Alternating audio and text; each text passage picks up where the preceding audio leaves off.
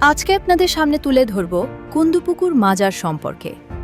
নীলফামারী জেলা শহর থেকে প্রায় 4 থেকে 5 কিলোমিটার দক্ষিণ পশ্চিমে কুন্দুপুকুর ইউনিয়নে অবস্থিত একটি ঐতিহাসিক ও ধর্মীয় স্থান হল কুন্দুপুকুর মাজার।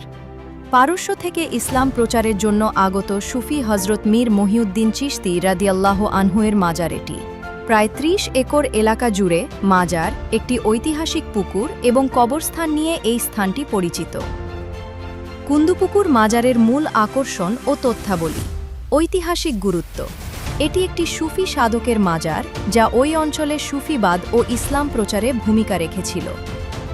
মাজার ও পুকুর।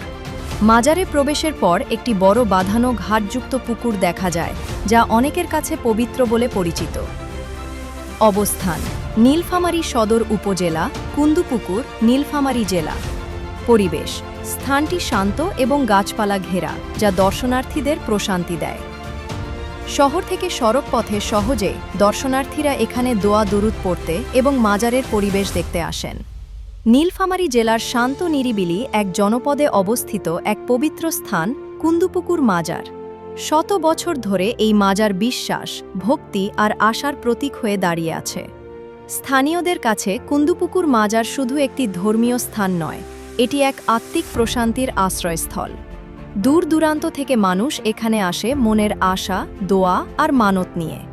বিশেষ করে ওরসের সময় কুন্দুপুকুর মাজারে হাজারো ভক্তের সমাগম ঘটে। ধর্ম বর্ণ নির্বিশেষে সবাই এখানে এক কাতারে এসে দাঁড়ায়।